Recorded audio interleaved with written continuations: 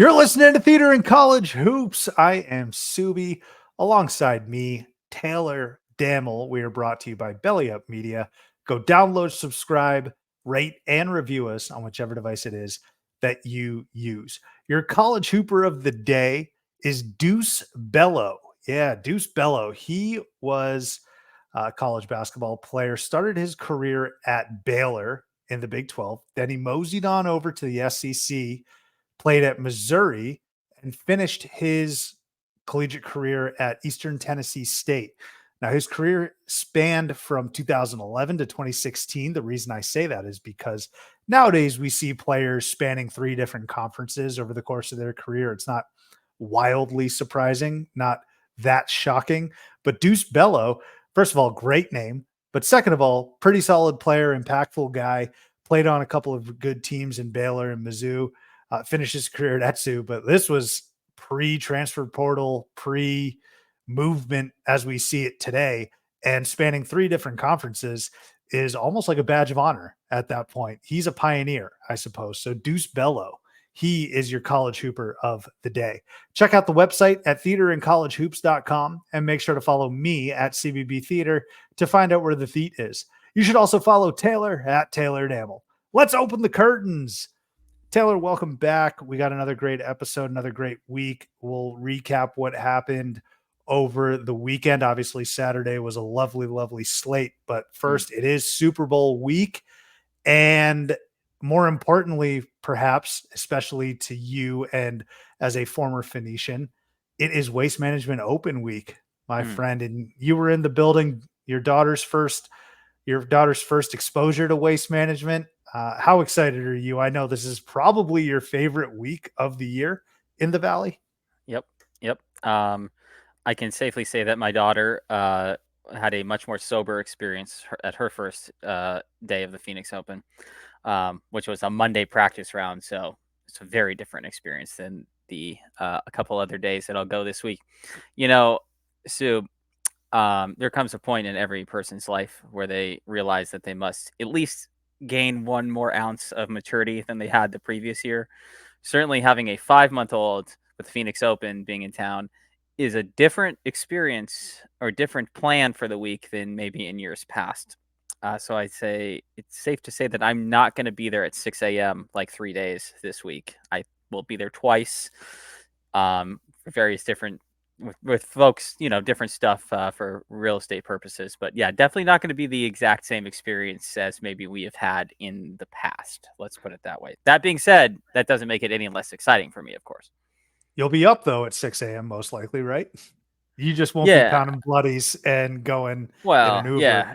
right? Yeah, right. Yeah. On Thursday, I'll be at Greenskeeper. So that's going to be a day, and then Friday I'll be on one of the suites on either the 16th or 18th hole. So fortunately, that means that you don't have to be there at 7 in the morning. I can roll in about 9 a.m. instead and be fine. But Travis Kelce, Patrick Mahomes, Brock Purdy, who cares?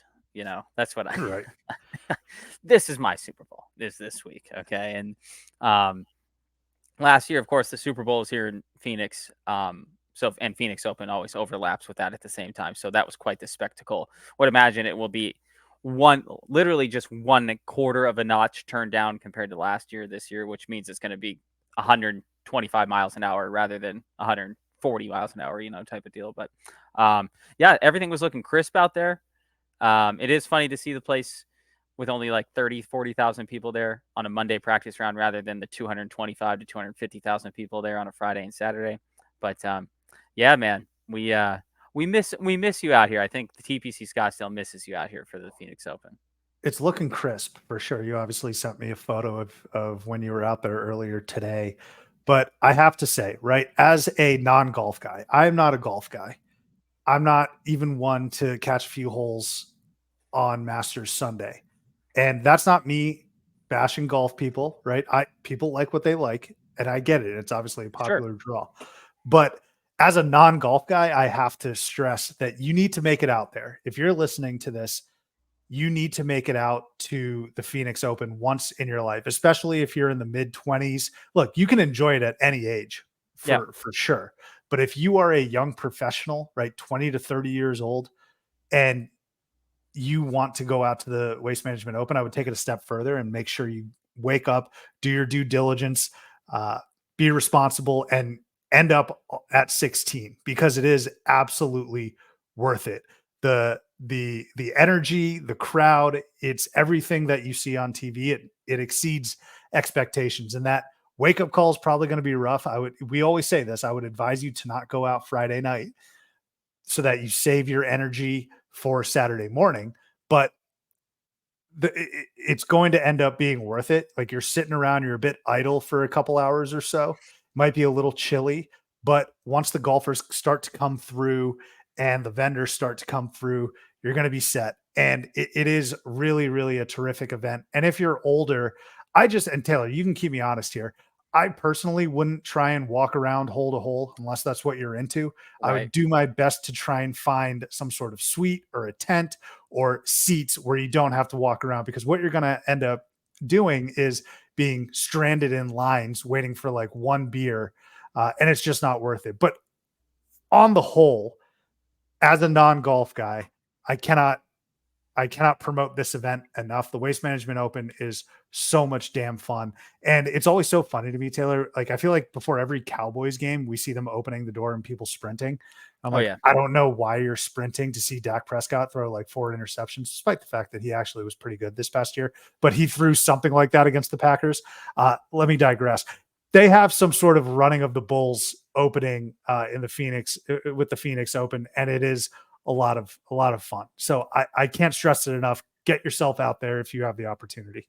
I can tell you that the scenery is probably better at the Phoenix Open than watching a bunch of Cowboys fans run into a stadium. I can tell you that for sure. Um, Even on a Monday, scenery was good. Scenery was good. So you like to see that. You like to see things always progressing, moving forward, matriculating the ball down the field. Let me switch this up real quick with you though, because I want to go back to Deuce Bello for a minute. Okay. If I may. If I Okay. may. I love the Phoenix Open, okay, but I could sit here and talk about the Phoenix Open the whole time. Logistically, it's like the craziest thing to me. That's what gets me. That's a whole nother side of things. Real Go quick, ahead. 2 of your favorite sit down with your boys, beers on the recliner topics: Waste Management Open and random college basketball players. Yeah, 100%. Yeah, we were laughing. Okay, sorry. So we were laughing today about like the difference between bachelor and bachelorette parties when we were at the Phoenix Open, just because it's a very bachelor party and bachelorette party place. And I was talking to some other friends that we were there with today, and they're like talking about how, the girl group that goes to the Phoenix Open and how they do it. And I'm like, well, yeah, the guy group. The problem is we try and get out here early, but we were naming slot wide receivers from the early 2000s until 7 a.m. and then realized that we needed to go to sleep for the Phoenix Open. So that's a classic Right before situation. I go to bed, Brandon Stokely. All right, let's hit the sheets, fellas.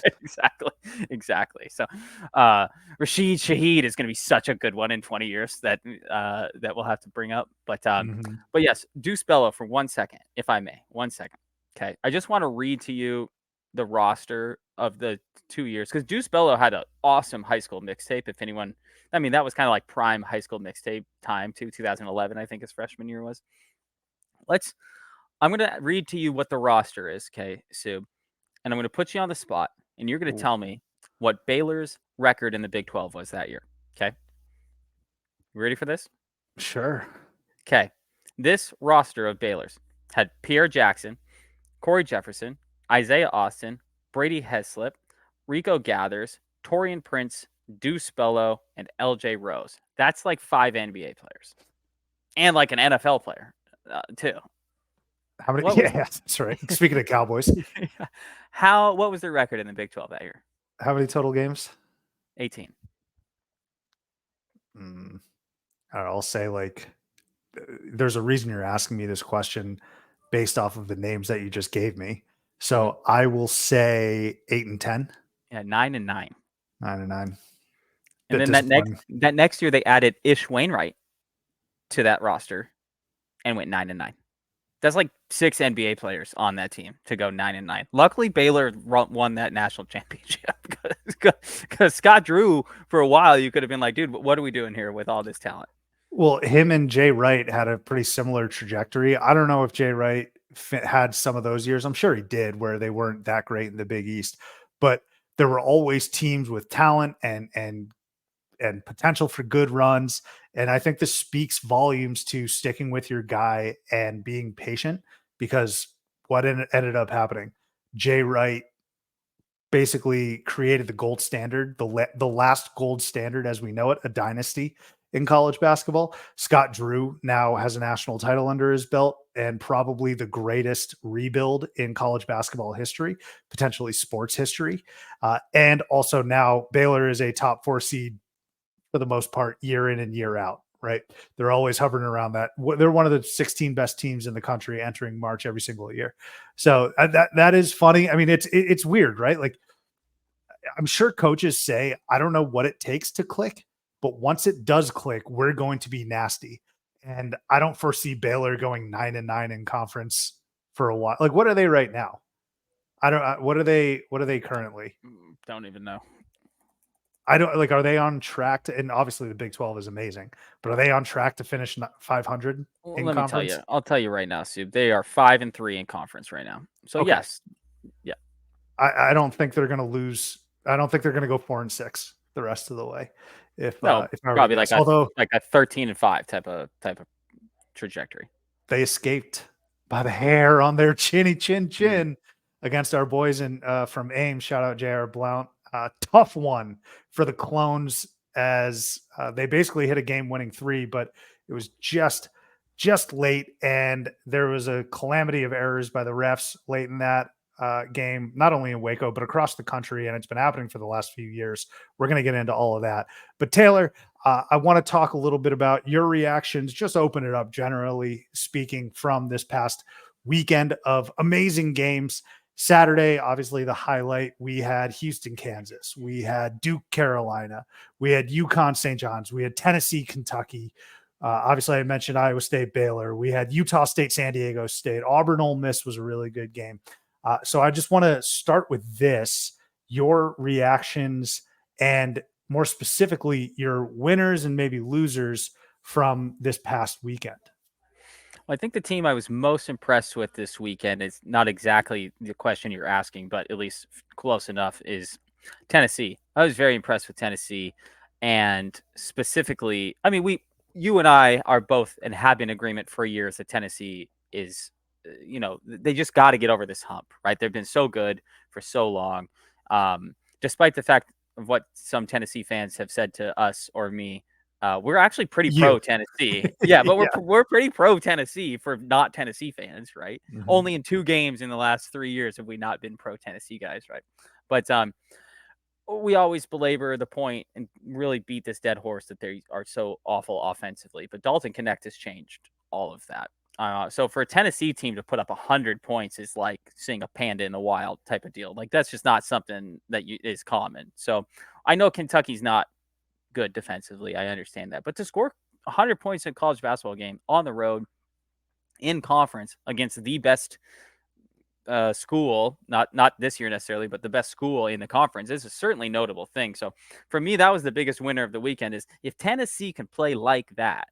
And you said it, you texted me, that if Tennessee can shoot 30% or better from 3, like, they'll go to the Final Four. That's all we need. And we've been saying that for years, is, hey, can we just get someone to do something offensively? So that was my biggest takeaway from the weekend, was Tennessee's performance. Kansas, I thought Kansas was going to win that game against Houston, and they did, and they won it pretty. I don't know if handily is the right word, but they certainly put together a pretty solid performance there. So that was, I guess, online. Of course, Houston had lost earlier in the weekend, or early in the week, and that's another point I want to bring up right there.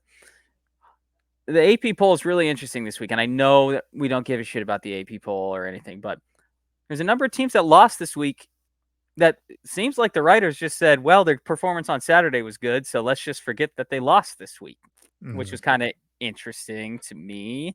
I know that happened. It should also be noted about Houston that they only beat Texas in overtime. A lot Right. of people Yep. have things to say about Texas. Mm-hmm. Sorry, just wanted to throw that in. Right. Well, then did Wisconsin lose twice this week? Yeah, to Nebraska and Purdue. Okay, let me go off on a tangent here. What are we so in love with Wisconsin? Why are they still 11th? I I don't love their understand. guards. I know, but like they just lost twice this week, and to Nebraska, like I know Nebraska's like good or better, that and losing to Purdue is not a Losing to bad Purdue loss. is basically like It's not even fine, playing a game. Yeah. right? So I just think it's funny that like Wisconsin lost to a team earlier this year by 30 points on the road, and somehow made it all the way back to the top 5 and then loses twice this week. And they're like, we'll just drop you just a couple, stuff. And so I don't know. I don't really think that highly of them. I know that their guards are good, but the fact that they're still 11 and some of these teams just aren't falling when they lose. I'm not saying it's right or wrong. I just think it's an interesting thing. Maybe Wisconsin, I'll say it's wrong because I just don't think that I don't think they're the 11th best team in the country. I think they're like the Sure. 20th best team in the country, or in that range. So I think it's interesting that they've gotten kind of these passes as we've gone along. They've gotten smoked in some games this year, albeit on the road in one of them. But I just think that they've kind of got a lot of benefit of the doubt in a couple of these teams. I know, again, North Carolina beats Duke as an example. North Carolina lost to the 135th ranked team in KenPom this last week and didn't lose and go down a single spot in the AP poll. There's something. I know they beat Duke, but they also beat them at home as well. And this Duke team's not world beater. So I think we've seen some interesting things with the AP poll this week too, where it's like, all right, it's not like North Carolina lost to a good school with their early loss this week. They lost to a team that's ranked 135th, and yet they don't fall at all. So I know all of this AP poll is just a bunch of bluster. We don't care, whatever. Just think this is the time of year we find some of that stuff where it's a little interesting. But it's going to be tough when it comes to tournament time and Selection Sunday because there's quite legitimately a shot that there's a real shot that 3 of the number 1 seeds have 5 losses or more. And I'm not sure historically how often that's happened, but it certainly doesn't seem like to me that would be a very common thing. Yeah, unpacking your answer, there's some good call outs. I think I can agree with Wisconsin, and Rothstein put Wisconsin over Arizona by 1 spot in his rankings. But I was like, first of all, Arizona beat them head to head handily. They also both lost to Purdue, but Wisconsin lost at home. And also, Wisconsin blew, I think, a double digit 15, maybe 20 point, 19 point lead. 18 point. Okay, somewhere in between. Thank you. Against Nebraska. Nebraska is actually strong. I like Nebraska quite a bit. They forced overtime on the road to Illinois. And again, I'm not going to fault Wisconsin for losing to Purdue, but how do you want to view it, right? How do you want to view these losses? I actually think it's pretty bad that Wisconsin blew that loss against Nebraska. And you also have to remember, Taylor, right? If we're going to be looking at Wisconsin as a top 7 team, while Nebraska is good, that's a game that they should win if we want to take them seriously as a potential 2 seed. And I think that's out the window now. Wisconsin's probably on the 3 seed line, but okay, that's Wisconsin. Carolina, they went down to the absolute wire. And I guess Wisconsin went to overtime against Nebraska, but Carolina went down to the last possession against Georgia Tech. And you could argue that RJ Davis did get fouled. Not their best performance. Their bench wasn't good whatsoever. We had Brian Ralph on last week, and he was just saying this was just one of those games. And I think the bounce back win against Duke, who aren't world beaters, but better than what I'm reading on Twitter. I swear, man, you look at Twitter and you'd think Duke is a bubble team. It's kind of crazy to me. They're still very good. They're not as good as Carolina, which was clearly displayed. But Carolina has built up the metrics, and their defense is incredible. And I really think, Taylor, if you look at the eye test over the last month and a half, 2 months, I'm okay with them not dropping at all. Carolina is still a buzzsaw. But for me, just looking at the results from this past week, I'm like, it's not a funny interview. It's a very serious. It was a serious topic. But R. Kelly with his Gail King interview, when that clip when he's just like, "Oh my God, all of them. Like, who are the winners? All of them." Like, I just look at these results and I'm just so impressed with Tennessee, who you already talked about. And that's the other thing, Taylor, the Houston, Kansas game, the Vols, Cats game, the Duke Carolina game. For as much as we hyped them up, I'm going to be accountable and 100% honest with you and transparent. Those games weren't necessarily that competitive, right? Like, Carolina kind of handled business throughout. Duke made some runs, but did you ever think the Blue Devils were going to win? No. Kansas couldn't miss. Houston was on the back foot at the under 16 timeout. And then what's the last one? Tennessee, Kentucky. I think Tennessee shot out to a 15-6 lead, and they never really looked back. So when I look at those three, again, you talked about Tennessee, Kansas. My goodness, they could not miss. I think they shot nearly 70%, and I thought Houston was going to win that game. And I thought Houston, they didn't play well, but I also don't think Kansas is going to shoot 70% again against that defense, but very impressive. Um, and then Carolina coming back home in a rivalry game when Duke kind of smelled food and like blood in the water. Duke wins that game. They're tied at the top of the ACC with Carolina. And you start to think like, what's going on with UNC? So I think UNC doing a really good job of picking up their bootstraps and taking care of business was impressive. The other team, though, Taylor, I I can't stop talking about them, I suppose, but it's UConn. They're the only serious Yes. team. Yeah. They're the only serious team, Taylor. Like, the one kid in 8th grade who does his dishes, his chores, his homework, and you kind of don't like him for that. Like, maybe we don't like Danny Hurley for his antics or just the team being a buzzsaw, whatever it is. But everyone else is kind of fooling around. We always say it's tough to win on the road. Yeah, it is. It doesn't seem that difficult for UConn. Didn't seem that difficult for UConn to win on the road without one of their best players in Alex Caravan going to St. John's and beating a tough squad. I don't know if the Johnnies are a tournament team, but they handle business every single game, Taylor. Like every game they handle business. And you could say, like, well, what about the Seton Hall game? Okay, fine. They are allowed to be a little human. But I'm just so impressed with UConn week in and week out, dialed in and executing game plans, their defensive identity. Cam Spencer is just unbelievable. I hate him. I don't like Cam Spencer all that much. I think he's arrogant, but who's stopping him? He's him. I would say he behind Dalton Connect, he's been the best transfer, at least amongst the powers. Maybe Harrison Ingram as well. Like it's those three that come to mind. But Cam Spencer, like everyone was talking about Steph Castle, and he had a terrific game. Cam Spencer was on the floor. He was hitting timely threes. He was making great decisions with the ball in terms of passing. I just don't understand why people are saying, and this is no slight to Purdue, for the life of me, I don't understand why people are trying to shoehorn them into the same category, the same atmosphere as UConn. It is very clearly UConn to me at the top, bit of a drop off. I would say, I don't, however you want to measure it, but it's not like Purdue's nipping at their heels. I don't think they're that close. There's a bit of a drop off to them, Purdue. Then I think it's Carolina, Tennessee, and then debate with your mom about the rest. But UConn, again, man, just getting it done without Caravan on the road. Let's put it this way. I think the step length between UConn and the rest of the field is um, that step you take out of your house onto the landing of your front porch, right? It's not an inch. You have to like see that it's there. That's the difference. Like they are better than everybody else. They're not so far better than everybody Right. else, maybe, but it's enough length where you're going to trip over it, right? So, It's just enough to see that they're better, right? yeah, right, exactly. Like at night, you need to make sure a light's on to make sure that you can get over this hump, right? So, no, I completely agree because I texted you on Saturday morning and I said, "Hey, man, I think St. John's keeps us close today," and that was even before any injury news or anything had come out, And so, um, the fact that they didn't, I mean, it wasn't a blowout by any means. I think they won by 13, but I mean, they controlled the whole game.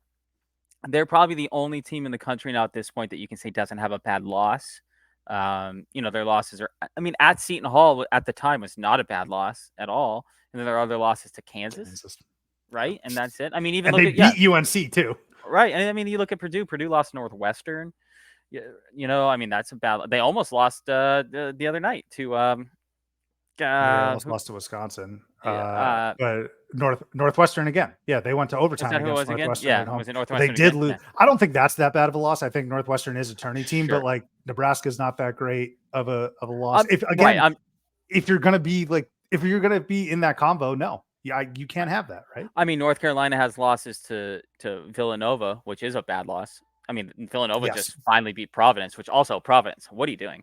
Yeah, Yeah, but I know it was on the road, but still, Nova had lost what like 8 in a row before that. something like that. Um, and then UNC's loss to Georgia Tech. I mean, those are two legitimately bad losses.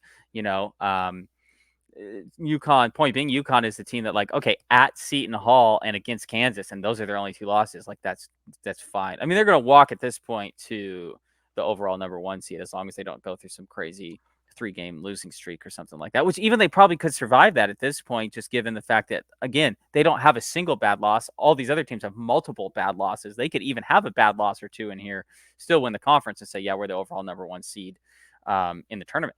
So But that's go the ahead. crazy thing, Taylor. Here's what I'm seeing, and I want to get your thoughts on this. I still keep seeing people saying that no, Purdue actually, Yeah, maybe no. not in the driver's seat. They're both in the front seats for the one seed, and I'm like, really? They're one overall. Yeah, not I don't I mean, Purdue is awesome. I'm not trying to say that they're not, but UConn, I think at this point has shown that they are far and away, and I would say far and away, they're not far and away better than Purdue, but they're far and away have a better resume than Purdue for the number one overall seed. I don't really see that there's a lot of debate in that, and it's not like people are talking like UConn, like we used to talk about, like Gonzaga. It's like they've played in just as tough as a conference and everything. They've played the tougher, just as tough a schedule as you have. So no, I'm with you on that. I think it would take a monumental type of collapse for them to be anything but a one seed at this point come tournament time. I would even be surprised probably at this point if they weren't like I said, if they weren't the number one overall seed in the tournament. And because there's really only two other teams that are going to compete with him, like for that number one overall seed, maybe three in North Carolina, Houston, and Purdue. But Kansas might too. this Kansas team's not that. Last episode we talked about how it was the worst start to Kansas Big No, I 12. know. So I mean they're not even on the same. They can't. Kansas is not as good as they usually are this year. I would say. I don't think that's going out on a limb by any I means. don't think they're gonna get the number one overall seed, but I think that discussion might need to be had. Like if they beat Houston in Houston, they're Yeah, Houston wouldn't have a shot at the number one sure. overall. Right. I mean, obviously, we don't want to use the crutch of saying, "Oh, it'll all get figured out." Like, yeah, we know that. Then we wouldn't Right. even need to have a podcast if we could just say that to every answer, right? But True. yeah, I think I think Houston's out on that. I mean, I think they can still get a one seed, of course, but Yeah. it's interesting that on February 5th and 6th here we have Arizona is pretty much out probably as a one seed. Tennessee even is probably out as a one seed, even though they're They super. have good losses though, man. I Like their know, losses are to very good teams. but it's just Even crazy to South me. Carolina. Right. But even at this point, like it's pretty clear who the one seeds are right now. I think Mhm. because the fact is we're still like Wisconsin is still projected as a 2 seed right now today as we're having, I think and the that's fact gotta that go out the window. right, Yeah. right, right. But Wisconsin, compared to all these other schools we just talked about, Arizona, Tennessee, North Carolina, UConn, Purdue, Wisconsin's 7 miles behind those schools, and they're still considered to be a 2 seed, right? So I think we've got this kind of one seeds are starting to really take shape. The other 2 seeds in Tennessee, Arizona, and Kansas are right there, and I think we're all comfortable with that. But then Wisconsin, anyone behind that, it's like, ugh, that's not. I'm not taking Wisconsin to do shit this year as a 2 seed. No, I don't Yeah. think so, at least. So, yeah, I just again just think it's kind of very unique to have that already with still a month and a half left before selection Sunday. We really have a good idea of probably how this is going to fall out. Now, the beautiful thing about college basketball is that right when you think you know how things are going to go, then you play a road game in a blizzard somewhere, and this all goes awry. So, I do want to bring up another team that has been probably the sneaky most impressive team in the country over the last maybe even month and a half Can that I I don't guess? think anybody's talking about. Yes, please do. Is it Virginia? No, Is it South Carolina? it's you're kind of in the right area of the country, but keep going maybe further south. Further south. Is it Bama? Bama's lost one time since December 20th Was to that against Tennessee. Arizona? Oh, yeah, right.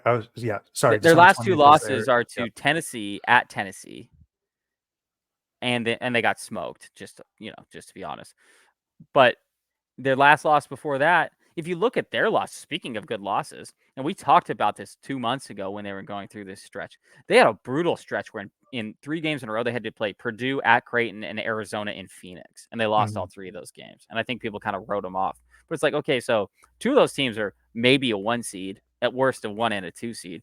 Creighton at the time was the number 8 team in the country. But Bama's kind of sneaky been under the radar. They've won uh what is that, 10 of their last 11, 11 of their last 12 in the SEC, an SEC that we have decided is better than what we anticipated, considering how good South Carolina has ended up being. Auburn has bounced back really well from not some early season struggles, but falling unranked at one point. Um, they are projecting as like a 3 seed right now. And when I was looking at bracketology the other day, even I was taken aback, even as much basketball as I watch. I'm like, shit, Bama's a 3 seed, and you go look at like, oh yeah, I mean they're 16-6. They've only got one more loss than teams like an Arizona or a Kansas or a Tennessee, all those, and you're like, oh shoot, like they're kind of up there. So I don't know if you have any thoughts on Alabama, but I just wanted to point that out that like they're probably the most undervalued. I don't know if this is how they're going to continue into the tournament, but currently today they're one of the most undervalued teams and one of the hottest teams in the country. While I dive into Bama, can you confirm if they host Tennessee also? Because I know they lost at Tennessee, right? So I'm wondering that game March 2nd man, on that's going to be huge ESPN. because Yeah, Bama's in sole possession of first place they in are. the Yep, SEC, they are. sole Correct. possession of first place, and they're rolling right now. So yes, I was going to bring up Alabama and also South Carolina, but let's start with Bama. At the beginning of the season, one of my takes was, I think it was the day of the first game. One of my takes was, I expect Bama and Texas to rise in the rankings. I'm not sure where Bama checked in yesterday when the latest rankings came out, but I think they were at like 20 or 22, which is kind of where they've been living the entire season. And during that 3-game stretch, they were unranked. Fine. 16 now. 16. So I said Bama was going to rise. I said Texas was going to rise. Texas has not done that. Texas has been in and out of the top 25, as in like 23 or unranked, right? I don't think we're going to see a Texas team higher than 20 the rest of the way. Bama, I was concerned about. I was like, dang, Bama's not rising either.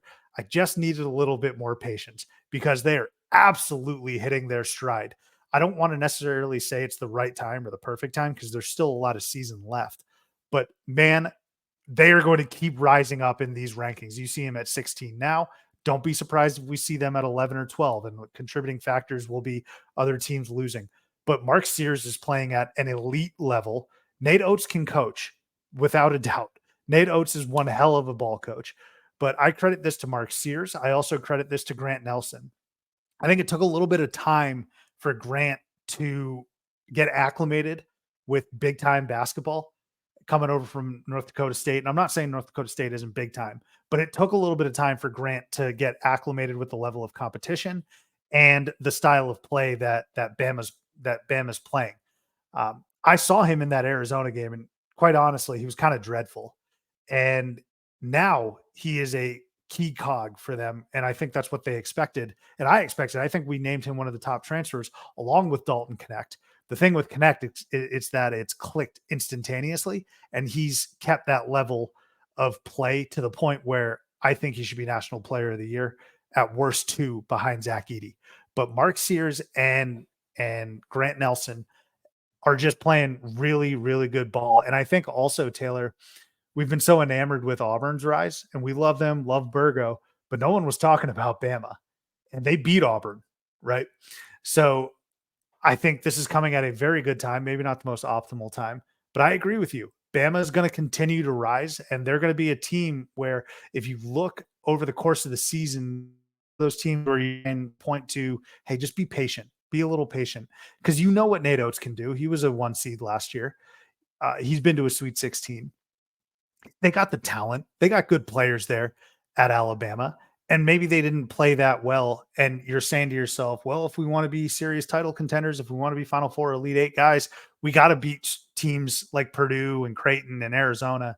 And I'm like, guys, it takes a little bit of time, and there's no shame in losing to those teams. So I'm glad you highlighted them. And Bama's on a tear right now. And that Tennessee game, if they keep up what they're doing, that Tennessee game is going to be for the title, and I don't think anyone had Bama winning the SEC, especially with Tennessee being a top 5 team.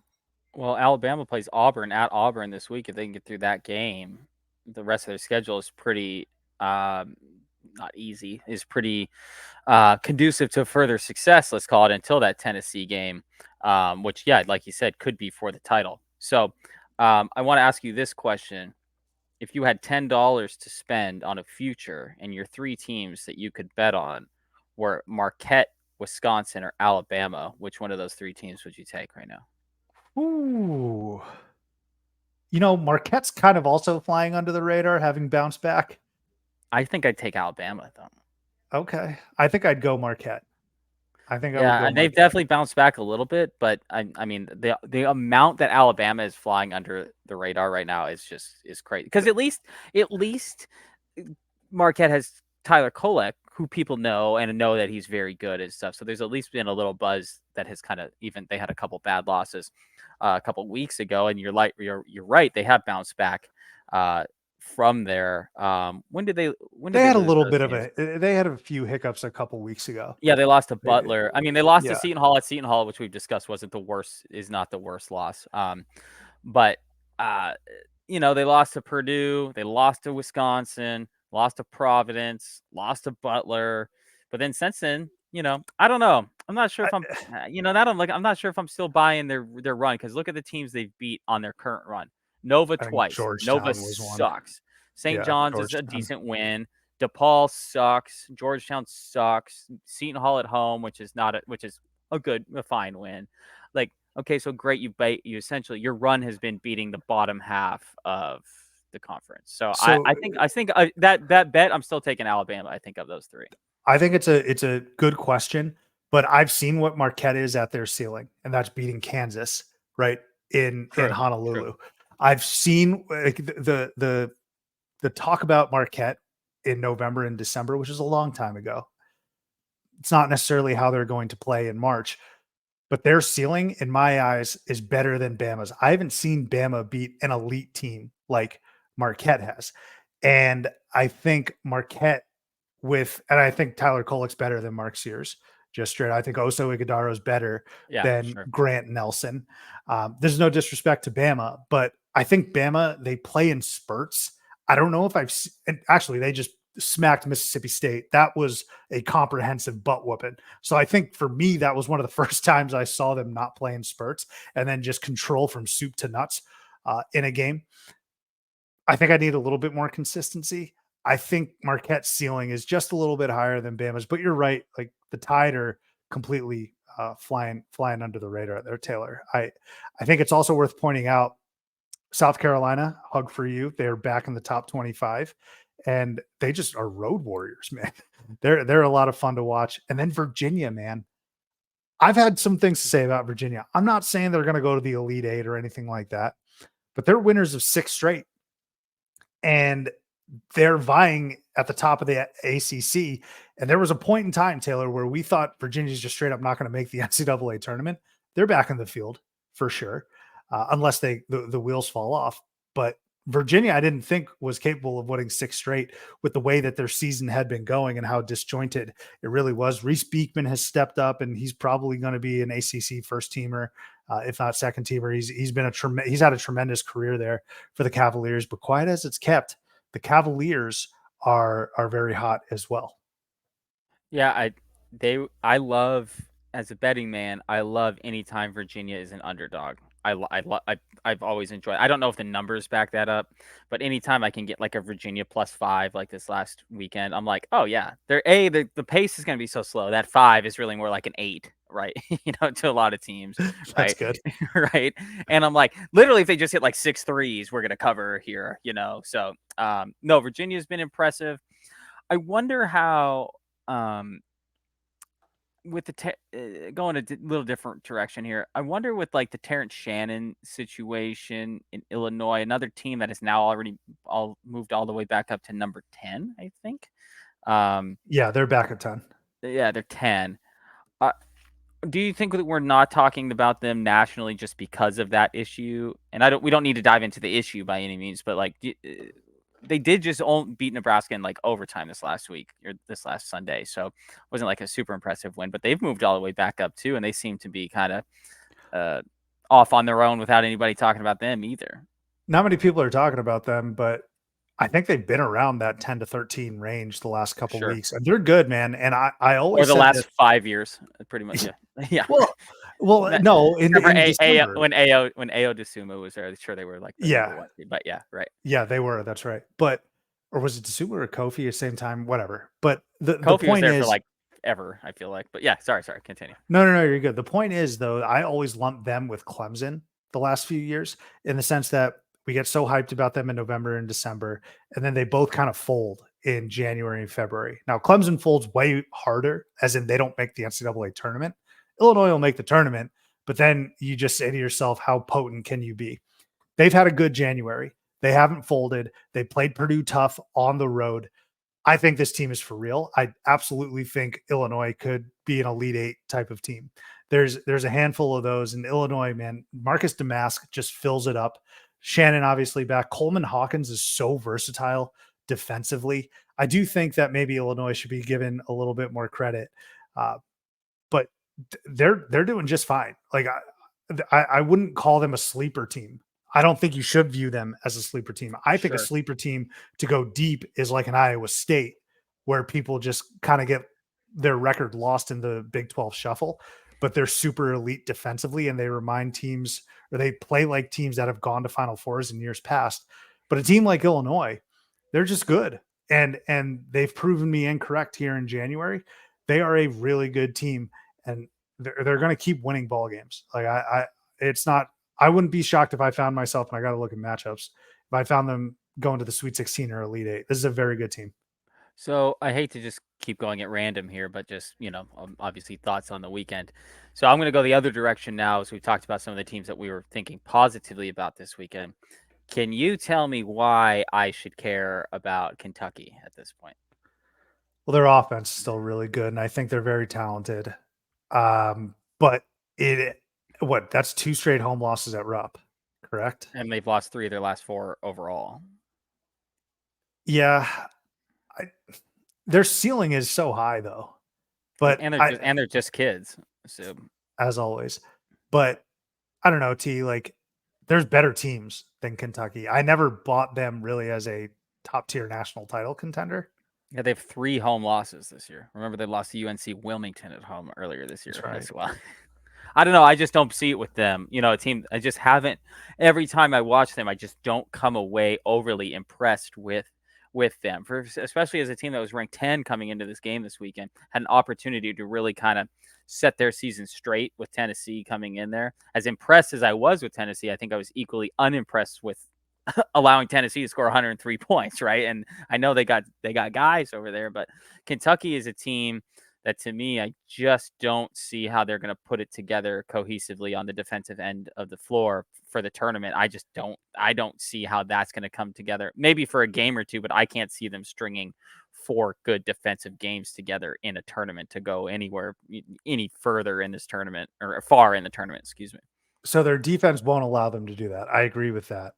What I was going to say is, to be fair to them, I don't know if they've had their projected starting 5 on the floor at Sure, all this season. sure. They're always injured. But Taylor, at some point, if like you get to SEC conference play or the NCAA tournament and the first game is with your projected starting 5 with everyone healthy, that could also present a problem because they've never played together. They don't have reps together. They're going to the Brooklyn Nets circa 2001 route or whatever. That like, hey, Harden, Durant, none of you have played together, but hey, let's try you after the playoffs. Hope it works. Yeah. So the continuity is just not there for Kentucky. And so they need to get it back quickly because they need to get reps before postseason play, which includes SEC conference tournament. But right now, their defense it's not unfixable, but if they don't fix it quick, yeah, I think everyone's going to be pointing to the fact that if they go up against a team that lights it up and Tennessee doesn't light it up, they could get clipped in the round of 32 for sure. Easy. They play a Princeton round 1. Oh, yeah. They play Princeton. They're getting smoked. I mean, just with their offensive prowess, or their ability, and Kentucky has no defensive what's care at all. Let's put it. If they play like a very efficient mid major in that first round, that's going to be a tough matchup for them. I think. Yeah. Not that I know any really good offensive teams that have lost to Princeton in recent years, but but that's the exact example that would be like their worst nightmare. I feel like to play in the tournament. Yeah. And it's funny if their offense isn't clicking, then they get, like you said, blown out. Like not just Princeton outscoring them, but if they limit Kentucky to not being able to score, then they're in some trouble. Awesome weekend though. That was a lot of fun. Let's Dude, it was talk, great. It was great. wasn't it? And it just I did step out of the house for a little bit on Saturday. Went to a bar, so we had the games on. But yeah, it just feels we had talked about this last week, but not that we don't love the Super Bowl. I know we were talking about that earlier. Obviously, we still love the Super Bowl despite the fact that this was the worst possible matchup. When college basketball really gets going, like for people like you and I, it's just, and for me too, like the sun's starting to come out more, and it's just like it's a beautiful time of year. Like college basketball gets going again, and it gets put into the national spotlight. And this weekend was perfect for that. And I was surprised before we move on here, Sue. I was surprised. So we had 3 top 10 matchups. So meaning 3 games where both teams were in the top 10 this last Saturday. And that was the first time that had happened in 30 years on the same day. And I was really surprised that it was that uncommon to have 3 matchups within this top 10. I figured like the last couple of years, the Big 12 alone would Yeah. have 3 matchups in the top 10, or just combining the Big 10 and the Big 12, you would have gotten enough of those. But so I was really surprised that we hadn't seen 3 top 10 matchups on the same day since you and I were about 4 years old. That was surprising to me. Oh, that's a nugget. I didn't think that. But yeah, this past weekend was incredible. I had the house to myself, so took the dog out for a walk early Saturday morning, and then I was like, "We're not moving from here. Only time I'm moving is to go get my Uber Eats." So Saturday was a perfect day. Hey Taylor, before though we get to segments, I want to talk real quick about the AAC. Have you looked at the standings in the AAC? Like, just for a good chuckle, because you know what? I can bring it up. No worries whatsoever. Let me go ahead and bring up the standings in the AAC because it's pretty funny and it's got names that you probably wouldn't have thought are at the top. Leading the Mhm. pack, the Charlotte 49ers. They're 8-1 in conference. FAU also 8-1. Now, I don't think FAU looks good whatsoever, but okay, they're still tied for first. South Florida, Abdur Rahim doing another amazing job at South Florida, turning that program around. They're also tied for first. Rob Lanier at SMU, he's 6-3.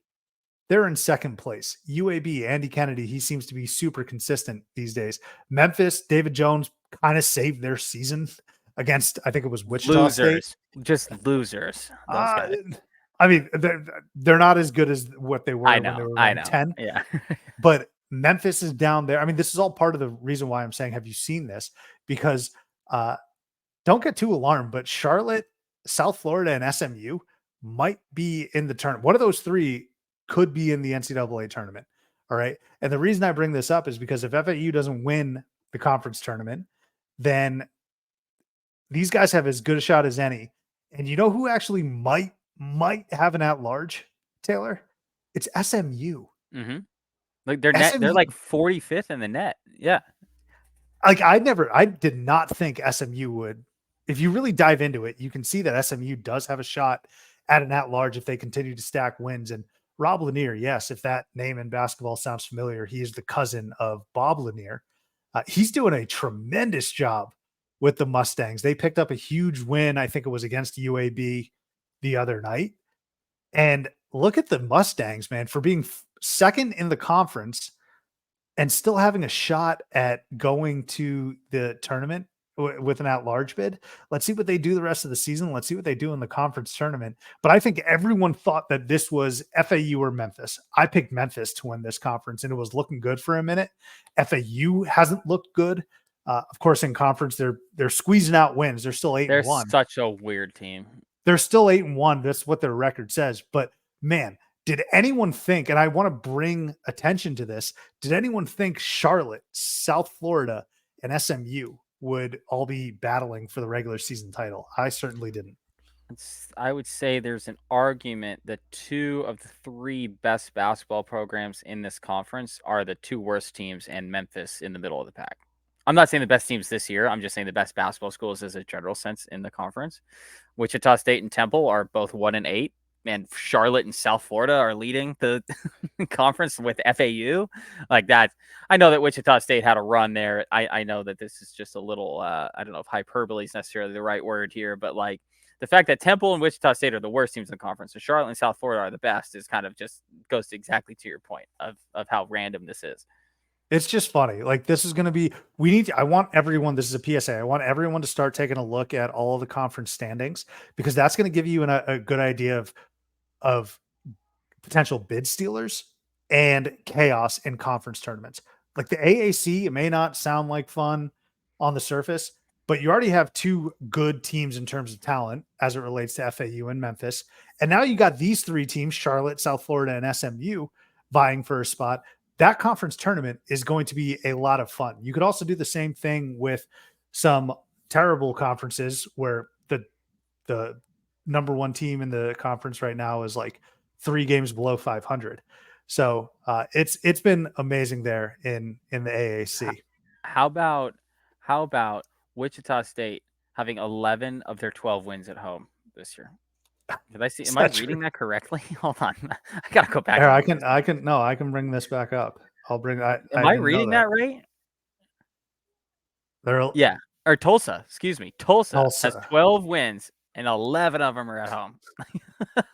Like you don't get a team often that is as that many wins at home compared to even Wichita State is 7-3 at home and they're 1-8 in conference. How, like that math, in the words of Jay-Z at the Grammys, which was kind of a dickhead thing to do, but the math ain't mathin' on how like a Wichita State was so far above 500 at home, yet they suck. So What do we um, say, Taylor? It's hard to win on the road. it is That's true. such a crutch. It is true, but it's such a damn crutch. Just I've seen college basketball teams win on the road in the past in environments that are insane.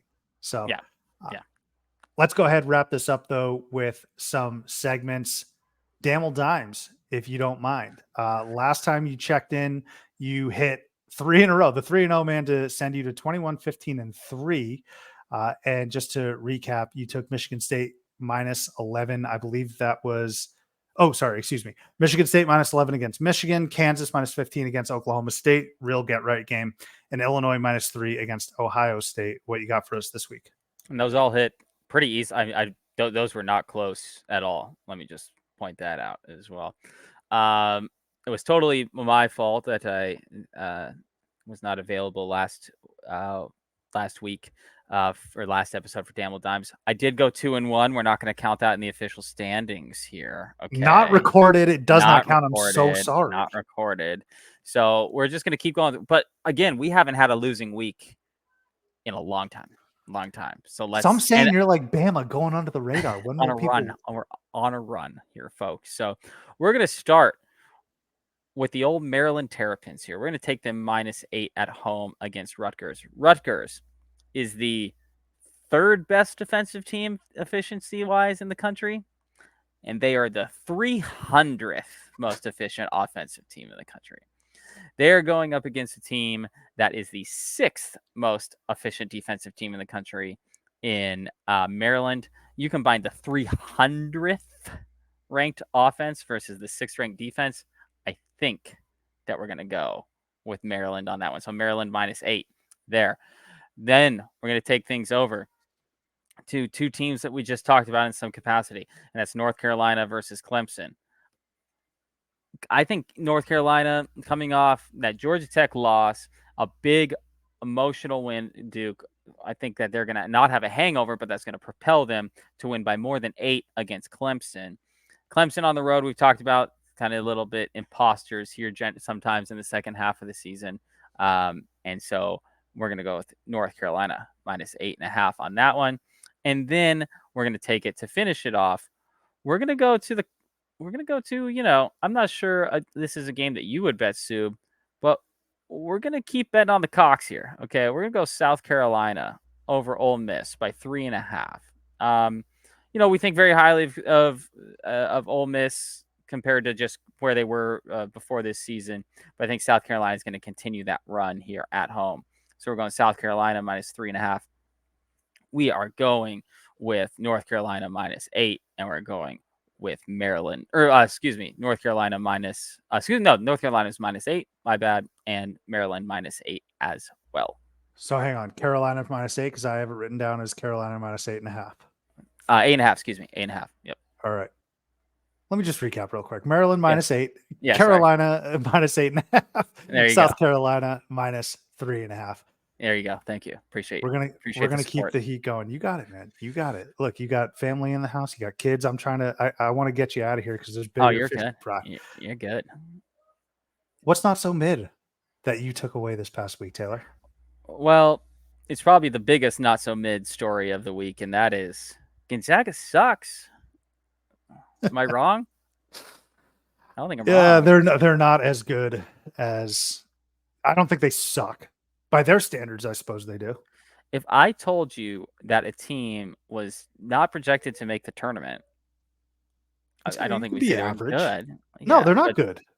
no, they're not. They're definitely not. They are actually mid. Gonzaga is mid, actually, Yeah. maybe. So yeah, St. Yes. Mary's though is not. And so that game, Aiden Mahaney, couple big shots down the stretch against Gonzaga, in the kennel. That's the key here. Is Gonzaga lost to St. Mary's in Spokane.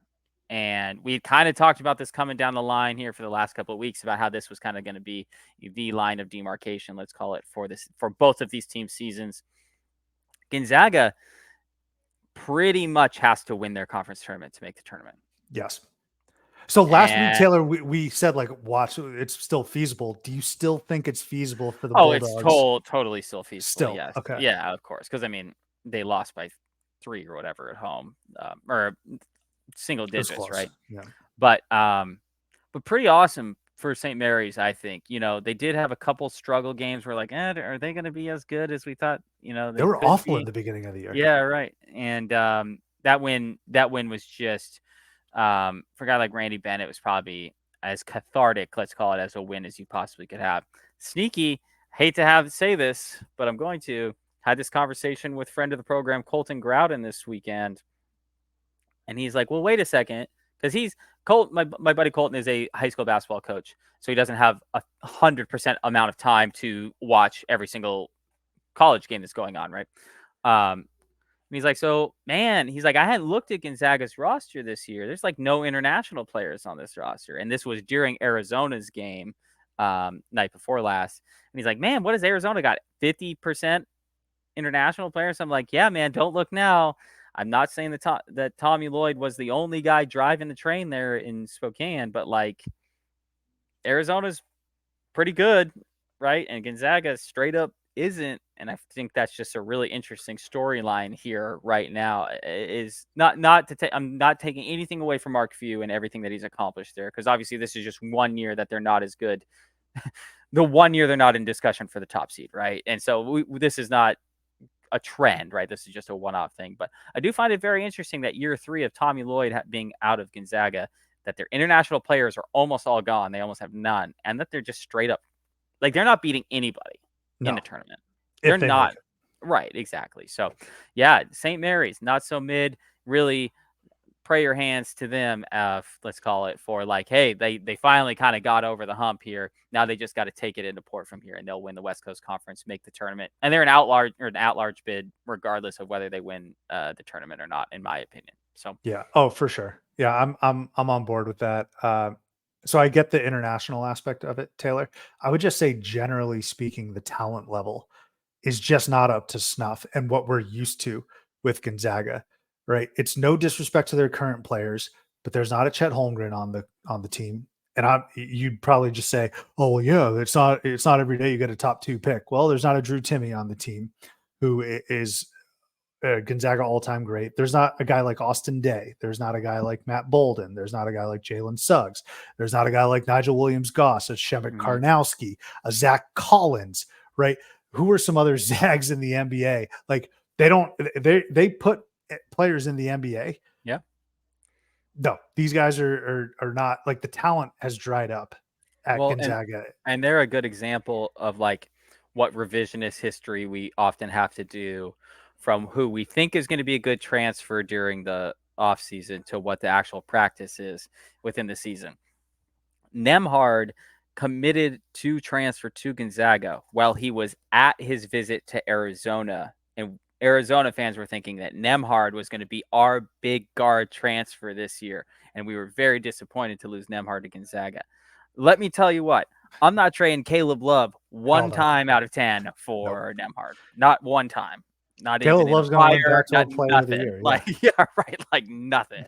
And so it's just kind of funny how that kind of works out sometimes where we're like, oh man, it was just super disappointing. Now it's like, oh, this team without Caleb Love is nowhere near the team it would be with Nemhard at the Reigns. So I also forgot to mention a guy like Rui Hachimura. Rui Hachimura is another, just him too. Yeah, right. So I mean, Gonzaga's has some dudes in, and right now they don't have the dudes. My not so mid, Taylor. We're gonna go to the Bayou, Southeast Louisiana, baby. They clip Will Wade and the McNeese Cowboys. McNeese had come in winning 14 straight, 9-13. Southeast Louisiana. That's a team I would say is bad, but now they're elevated to not so mid. 9-13. They end up beating the 19-3 McNeese Cowboys. What a win. Just looking at the teams. Look, I'm not going to sit here and tell you I watched the game. I didn't. Sue me. I didn't watch McNeese Southeast Louisiana. But looking at the team stats, it's just funny. Southeast Louisiana shot 53% from the field, 48% from beyond the arc. That's going to get the job done a lot of times. Will Wade's team at the free throw line, 65%. They went 15 of 23, left a lot of points at the line, and they only lost by 3. They're probably going to look at that. But Southeast Louisiana, man, they were really physical. And they won the defensive rebounding battle 25-16. And let me say, what else is there? They got beaten points in the paint. Oh, and they also had 18 turnovers. So they had 18. Like it's just, there's a lot of evidence to show why Southeast Louisiana won, but there's also like that 18 turnovers. Why McNeese should have won, but then you look at the free throw line percentage for McNeese, and it was dreadful at 65%. Just a weird game, but Southeast Louisiana, I have to give them their props. Everyone is kind of just bowing down to Will Wade and McNeese. No, not so mid. Southeast Louisiana, hat tip to you for the win. Lane violation. I wish I had something. Sorry. I wish I had something to say about either of those teams. I definitely do not, though. I know.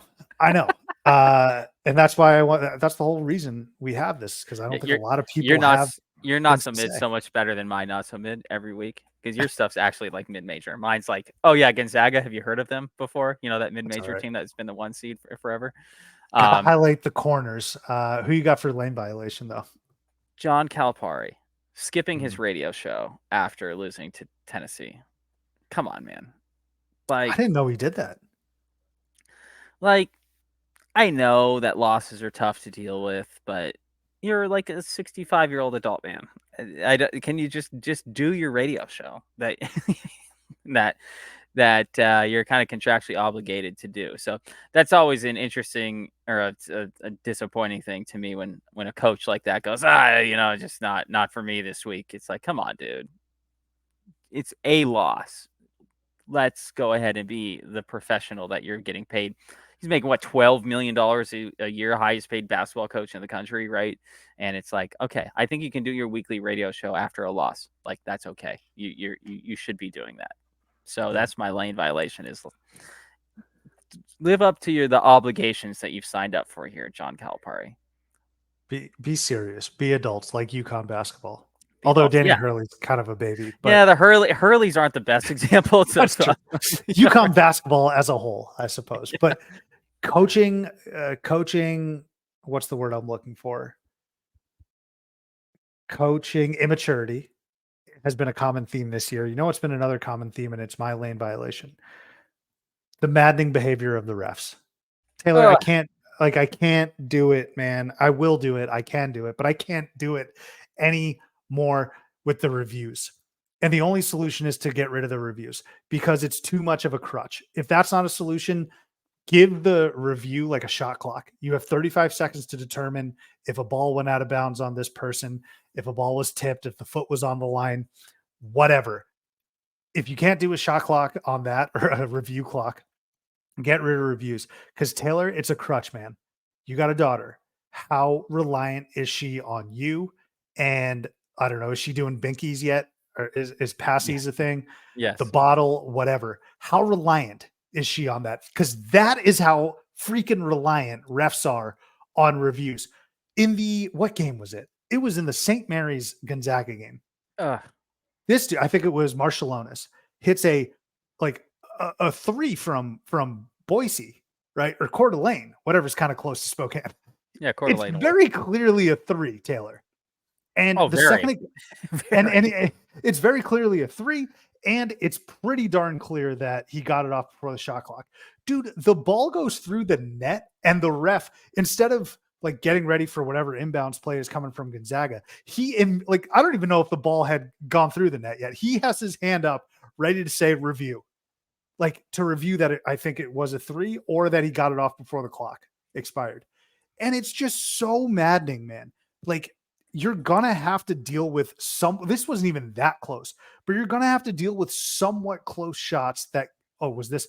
I mean, just look at the ball. It's through the net, and then the red light goes off. Like, he clearly got the shot off, and we're going straight to the review. And it's just become such a crutch, and it leads to the kennel throwing stuff on the floor, which they're absurd. stupid. Don't do that. Fine. But why do you think they did it? Like, Yeah. every 2 seconds, it's just reviews. And then you look at a guy like Scott Drew, who was out of the coach's box. Is that what it was? And you toss him for that when we've seen coaches literally get on the floor and defend, like Shaka Smart, like Archie Miller. They don't get tossed. But it's really about the reviews, Taylor. We have to get rid of it, man. We have to get rid of the reviews. I cannot deal with these stoppages much more because the other game, Creighton, who did they play on Friday? Creighton and Butler. The last minute took 22 minutes, Taylor. 22. You see, here's the problem. This is the real problem. Okay. It is causing stress on relationships in the country. These reviews are. That's actually where the real problem is. Because I'm telling my wife and our 5-month-old, hey, there's only a minute and a half left in this game. And they're not going to buy that minute and a half took half an hour. That's the real stress that it's causing here in our country. It's causing the stress on us. There's no repercussions for the refs. There's repercussions for me, the college basketball fan, who now has to explain to his wife why I'm half an hour late to helping out with whatever I need to help out with because we had to go review the 17th out of bounds play. So maybe the answer, and I don't know how you would do this, isn't getting rid of reviews, but do they just need like an eye in the sky, like a send it to Secaucus type of review system rather than just leaving it right there to the guys in front of us? There's too many games. Like I know get what you're saying. I know. There's Yeah, maybe per conference. The Maybe. Pac-12 rest its soul would figure out how to screw that up though. probably take longer. No, Taylor, my solution is to empower these refs. They've never made a confident decision in their life. I am convinced of it. Like, crazy. Run with it. And I did see a tweet. It's kind of true. You can't do this, but they're like, look, nobody cares who the ball was off of with 10 minutes to go in the second half or the first half. Like, they're big moments. I understand that, but can we introduce some sort of timer where you can review or just get rid of it? Or just be confident. Please be confident in your. I want. Here's the first step. If you go to the reviews, I want it to be because the coach or a player are requesting it. Too many times I'm seeing refs being like, I don't know if I made the right call, so I'm going to go to the review. Bro, no gotta be from any of the players either. Yeah, sorry. No, you're right. Like, you have to have some conviction. Begging, get a spine. Stop being gutless. Make the call. And I'm not just saying make any old call and then just say like, 10 toes deep. Like, no, pay attention to the play, man. Like, you have to be laser focused on the play. That includes, did he get the shot off before the clock went off? That includes looking at his feet. You have a stressful job, but it's what you signed up for, man. Like, that's the other thing. They use it so much as a crutch, Taylor, that in these critical moments, they're like, I don't care what's happening. I'm going to let the play out, and then I'm going to go to the monitor. It's maddening. Which game was it that they didn't even announce who the foul was on? Because they went I to forget. review. Do you know what I'm talking about? They went to the review and they realized that it wasn't even close to being a foul, like not even close to being a foul. And so they didn't. And the guy who they would potentially have called the foul on would have been his fifth foul. And the the announcers were remarking because they're like, the refs came over here. We talked to both of them. Nobody would tell us who the foul was on. It's like they just said, "Oh well, yeah, there was just a foul or whatever." But it wasn't even close. I can't remember which game it was, but yeah, it was the most ridiculous thing that I've ever seen. Where it's like, "Oh, yeah, I don't know. Someone else out here has got to know." It's like you guys are the only three people that would know who the foul is on. Can you let us? Can you let us know? And this was post review. The more I think about it, Taylor, they are infants, man. Like, Yeah, what's wrong? Dot, what's wrong? yeah, exactly. I can't effectively communicate to you. Like, are you able to make this decision by yourself? No, you need No. my help. Like, you can't do it. Just, I'm sure, but like, I know we beat a dead horse, and college basketball refs are the worst, but deserves to be highlighted. All right, Taylor, get us out of here on some positivity, please. Easy layup. Well, I'm not sure it's positive for everybody, but just because we've talked about this for a long time, my easy layup is uh, TCU passing out 500 horns down shirts this weekend. I don't even need to explain why I find that as an easy layup. That's my easy layup. That has been the last theme of the last few weeks, and yeah, good for TCU. Although they ended up losing that game, right? Yeah, I think whatever. they'll, yeah. Their But shirts won. Their shirts won.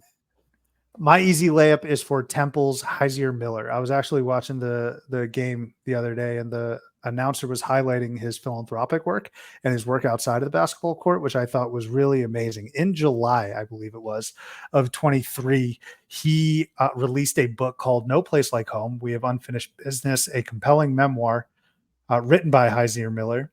This deeply personal account chronicles Miller's journey and the pivotal decision to remain at Temple when faced with adversity, inspiring young Black males and addressing the urgent issue of gun violence in Philadelphia and beyond. I want to shout him out. I want to use this platform to promote this book and his efforts, because obviously gun violence is a huge issue in America, certainly in Philadelphia. And for a college kid who is in that area, for a college kid to write this book, publish it, all of it, on top of a Division I demanding schedule is nothing short of remarkable. And I think it speaks volumes of the young man's character and his ability to balance things and speak on sensitive issues. So Heisier Miller, this is an easy layup. Get behind this young man. He is more than just a basketball player. He's clearly a brilliant, brilliant individual who's doing tremendous work in Philadelphia and beyond. So Heisier Miller, very, very easy layup and easy to get behind. Mm-hmm. Always great catching up, TD. Folks, I think we got a great episode for you dropping Thursday. I am so excited to bring it to you. Yes. Stay tuned. Stay tuned. Enjoy the rest of the week, though, and we will catch you next time here on Theater and College Hoops.